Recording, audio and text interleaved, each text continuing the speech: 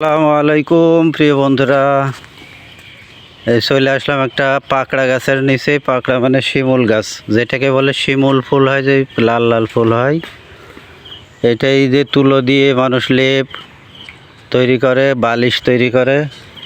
এই যে আমাদের ভাইপো আবু সাইদ, দেখেন জুম করে দেখাচ্ছি, ওই যে গাছের মাথায় পাকড়া ওই যে পাড়তেছে বাঁশ দিয়ে, অনেক উপরে উঠেছে।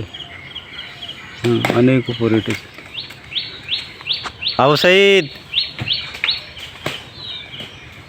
এই যে আমাদের আব্দুল কাদের ভাইয়ের ছেলে, ওই যে পাকড়া গাছে কত উপরে, একটু জুম করে দেখায় আপনাদের। এই যে এটা পাকড়া দেখানো যাবে, দেখি এটা পাকড়া পাকড়া, এই শিমুল ফল এটাকে বলে।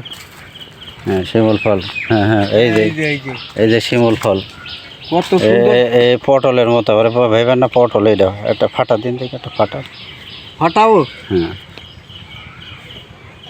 হ্যাঁ এই যে তুলো দেখা, তো তুলো না দেখালে দর্শক আবার ফাটা। কোন গাছে? এই যে তুলো, আম গাছে। এই যে তুলো দিবেন, যেটা দেখা, আমি দেখাতে গেলে এই তো এই দেখো, সর্বনাশ। তুলো, এই তুলো দিয়ে কি করে জানেন?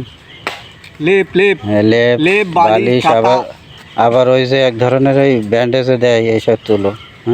প্রিয় বন্ধুরা, ভিডিওটা কেমন লাগলো জানাবেন। সবাইকে ধন্যবাদ, সবাইকে শুভেচ্ছা রইল, সকালের শুভেচ্ছা আর এই পাকড়া ফুলের শুভেচ্ছা।